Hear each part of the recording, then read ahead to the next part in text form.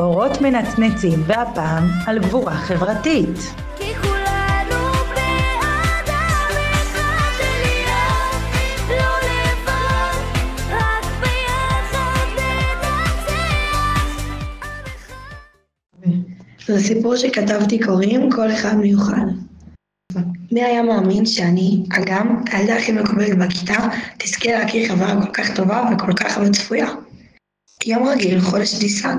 האוויר היה חמים והמדשאה הגדולה נפרסה לי רגליי כמו שטיח ורוד צהוב ולבן. חברותיי טובות לכיתה, שירי וענת, פטפטו ביניהן על חנות הבגדים החדשה שנפתחה ממול. אין לי סבלנות לחכות, אמרה שירי בעיניים נוצצות. התעוררתי לפתע מהרהוריי. למה בדיוק את מחכה? ללימודים? שאלתי אותה. לא, לחנות שנפתחה. לא הקשבת לנו? כעסה ענת. ממתי את לא מקשיבה לנו בשיחות? הוסיפה שירי. לא עניתי לה. מחשבותיי נדדו אל דברי המורה מוריה אתמול. מחר תגיע ילדה חדשה לכיתתנו. אני מאוד מקווה שתקבלו את היפה. היא לא נתנה לנו זמן לשאלות וגם הדגישה את המילה יפה. שני דברים שמאוד לא אופייניים לה. טוב, אמרה ענת כדי להעביר נושא. גם אתם חושבות איך נראית הילדה החדשה? כן, אני ממש מתרגשת, אמרה שירי בלהט. אני רק מקווה שהיא לא תהיה יותר מקובלת מאיתנו, אמרתי ונכנסתי לשערי בית הספר. בוקר טוב, בנות יקרות, אמרה המורה מוריה אחרי התפילה. המורה מוריה היא המחנכת שלנו. אני רוצה להכיר לכם את הילדה החדשה. לינוי, היכנסי בבקשה. דלת הכיתה נפתחה ולכיתה נכנסה ילדה עם שיער בלונדיני וארוך שאסוף בקוקו גבוה.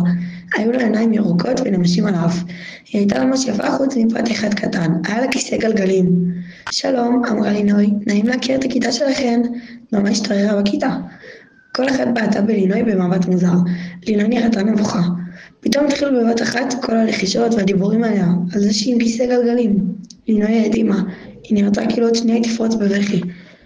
שקט בכיתה, אמרה המורה מוריה. לינוי, לכי לשבת ליד אגם בבקשה. קריאות מחאה נשמעו מכל עבר. הקריאות היו חזקות, אבל יותר מכל היו חזקות הקריאות שלי. אבל המורה יושבת ליד ענת, מחיתי. ענת תעבור לשבת ליד שירי, ובזה הדיון הסתיים. שירי משכה בכתפיה ופינתה לענת מקום לשבת בשולחנה. עכשיו בנות תפתחו בבקשה בספרי חשבון בעמוד 67 ותעבדו בסוגות. כולם פתחו את הספרים במרץ והתחילו לעבוד. פתחתי את ספרי ונדהמתי. החומר היה ממש קשה, לא נראה לי שלמדנו אותו בכלל. ראיתי עוד בנות מבולבלות ודיברנו בינינו בשקט. מה זה הרעש הזה? שאלה המורה מוריה. אנחנו לא מבינות את החומר, הוא ממש קשה. הנה, תראי בעצמך, אמרתי לה והראיתי לה את הדף. אתן צודקות בנות, סליחה, אמרה אחרי שראתה את הדף שלי. זה לא העמוד הנכון. לינוי, שאתה עד עכשיו שקטה למדי, הגישה למורה את הספר ואמרה, גמרתי את העמוד, מה לעשות עכשיו? המורה מוריה והתלמידות הביטו בה בהלם, היא באמת פתחה הכל נכון. וואו, לינוי, לא היית אמורה לפתור את התרגילים האלה, הם לא לכיתה שלנו. טוב, דבר כזה מצריך יציאה מוקדמת להפסקה. אתם יכולות לצאת בנות. קריאות שמחה לשמוע מכל עבר וליבי התחיל להתרכך. אולי זה לא כזה נורא שלינוי באה לכיתה שלנו, חשבתי לעצמי. יצאנו לשחק בחוץ, שמחות על הזמן נוסף שקיבלנו מהמורה להפסקה.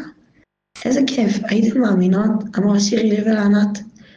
ממש, הבאתי גומי, רוצות לשחק? הצעתי, קדימה, אני ראשונה, שיחקנו ונהנינו מאוד. את פסולה גם, אמרה ענת. לקחתי את הגומי לרגליי והבטתי סביבי. ראיתי את הגן של של בית הספר, ראיתי את החלונות של הכיתות שבפנים היו תלמידות שלמדו. ראיתי את החלונות של הכיתה שלנו וראש מוכר הציץ משם. זה הראשה של לינוי, שהסתגרה לנו לקפצות בקילה. לא יכולתי להזמין אותה למשחק, הלוא היא לא יכולה ללכת. אגם, תורך, אמרו לי שיר וענת, אני אוותר על תורי במשחק. אמרתי ועזבתי את הגומי. קראתי לכרמי שתחליף אותי והלכתי לכיתה. היי, אמרתי ללינוי, הילדה החדשה. שכחתי להציג את עצמי. אני אגם, מה שלומך? בסדר, ענתה לי, הכיתה שלכם מאוד יפה. אז איך הגעת אלינו בעצם? שאלתי אותה. הייתי הרבה זמן בבית ספר לילדים עם צרכים מיוחדים, אבל הם עבדו שם לאט מדי, אז שלחו אותי לפה. וככה התגלגלה שיחה שלמה ביני לבין לינוי, בין הילדה הכי מקובלת לכיתה לבין הילדה עם צרכים מיוחדים ואישיים. פתאום נשמע צלצול. לשתינו היה חיוך על הפנים. מי היה מאמין שאני, אגם, הילדה הכי מקובלת בכיתה, תזכה להכיר חברה כל כך טובה וכל כך לא צפויה. אבל זה לא משנה מה אתה או מה יש לך, או אם אתה הכי מקובל, תזכור שתמיד אתה מיוחד, כי כל אחד מיוחד.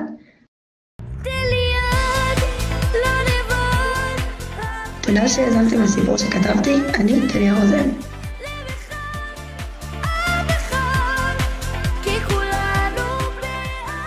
האזנתם לפודקאסט שפת הלב מבית היוצר של בית ספר אלוני ממרא.